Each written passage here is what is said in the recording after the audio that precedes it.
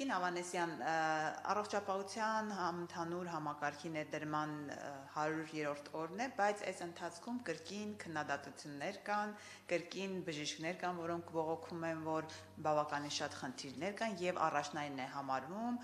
բժիշկների աշխատավարձի թեման։ Ինչ փոփոխություն եք արել այս առումով, որովհետև նույնիսկ 3000 դրամով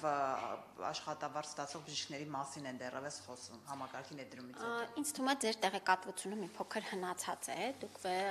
առաջ եք բերում փետրվար ամսի խնդիրը, որը որ ըստ էության մարտ ամսին արդեն լուծված է եւ այսօր էլ ազգային ժողովում ես ներկայացնում էի եւ որևէ հարց այս մասով չհնչեց։ Առողջապահական համակարգում ես նաև որոշակի տեղեկատվությունով կիսվել էի, միայն պետական առողջապահության նախարարության ենթակա հիմնարկներում պոլիկլինիկական օղակում ունենք հետևյալ պատկերը. 20-ից 40% թերապևտ, մանկաբույժներ, ընտանեկան բժիշկների եւ ընդհանուր թիմի աշխատավարձի աճ, ունենք նեղ մասնագետների 50%-ից մինչև եռապատիկի աճ, ունենք ֆիզիատրների հետ կապված որոշակի վերանայումների կարիք, որովհետև մենք փաստում ենք, որ պացիենտների հոսք չունենք, եթե չկան պացիենտներ, ուրեմն պիտի հասկանանք ինչպես ենք վերանայում նաև զբաղվածությունը, բայց այստեղ էլ ասեմ, որ մեծ մասում բժշկական կազմակերպությունները իրենց վրա են վերցրել այս տարբերությունները եւ ըստ էության այս հարցը արդեն սպառված է, այլ չգիտեմ ինչ պատասխանել։ Տեսեք, բժիշկներ կան, մասնավորապես բժշկի ձայն հասարակական նախաձեռնություն կա, որը մշտապես խնդիրներն է բարձրաձայնում եւ ասում է դուք իրենց հետ վախենում եք հանդիպել, խնդիրներից խոսել եւ իրենք հիմնական հարցերը Այդ ովքեր են։ Ով է օրինակ այդ անձը, ով է որ վախենա։ Գևորգ Գրիգորյանը, Անուշ Տեսեք, մենք ունենք շատ տարբեր խողովակներ աշխատելու հասարակական կազմակերպությունների հետ։ Ունենք հասարակական խորհուրդ, որի նիստը վերջերս է կայացել 2-3 շաբաթ առաջ։ Հասարակական խորհրդի նիստին ես զեկուցում էի առողջության ապահովագրության համակարգի վերաբերյալ ամբողջ տեղեկատվությունը, ձեր կողմից նշված նաև Տիկին Պողոսյանը ներկա էր այդ նիստին, բայց էլի հարց չբարձրացրեց այս մասով։ Այսօր էստեղ էի, Տիկին Գյուրեղյանն էր ներկա այստեղ եւ էլի հարց չբարձրացրեց այդ մասով։ Ինձ համար շատ տարօրինակ է, որ որտեղ որ ես գալիս եմ պատասխանելու հարցերի, հարց չի բարձրացնում, որտեղ վստահ եմ հարց չկա։ Իսկ քաղաքական շոուների մասը ձեր կողմից նշված անձանց կողմից դե ազատ եմ։ Ինչ բյուջե։ բյուջեն օրինակ Ինչ բյուջե։ Բյուջեն ասում են օրինակ այս համակարգի ներդրման համար հնարավոր է օրինակ ընտրություններից հետո այսպես այլևս չբավարարել։ Ես ցավում եմ, որ բժիշկը կարող է նաև մանիպուլացնել ժողովրդին եւ ժողովրդի մեջ պանիկա տարածել, որ ժողովուրդը մտահոգվի, թե արդյոք հուլիսից հետո, հունիսից հետո համակարգը գործելու է։ Հարգելի քաղաքացիներ, առողջության ապահովագրության համակարգը այլևս իրողություն է եւ գործելու է եւ երրորդ տարում ներառելու է բոլորին։ Խնդրում եմ մի տրվեք այս ապատեղեկատվությանը, մանիպուլյացիաներին, քաղաքական շահարկումներին, այս համակարգը գործելու է, շարունակելու է գործել, վստահ եղեք եւ կարիքը չկա շտապելու անհարկի ծառայություններ ստանալուն։ Մենք տեսնում ենք նաեւ, այո, ցավոք սրտի, այս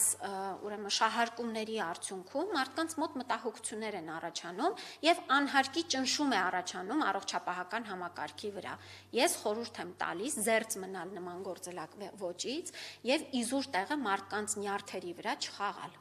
Եվ դուք նամակներ արդյոք չեք ստացել։ Ինչ նամակներ։ Առումով, որովհետեւ ասում էին, որ նամակներն ուղարկել ձեզ։ Եվ նաեւ հետազոտությունների ցանկի հետ կապված էին խնդիրների մասին խոսում, արդյոք ցանկը վերանայվելու է թե ոչ։ Ուրեմն ես աշխատում եմ մեր համակարգում գործող բոլոր հասարակական, ինչպես ասեցի, կազմակերպությունների, այնպես էլ մասնագիտական ասոցիացիաների հետ։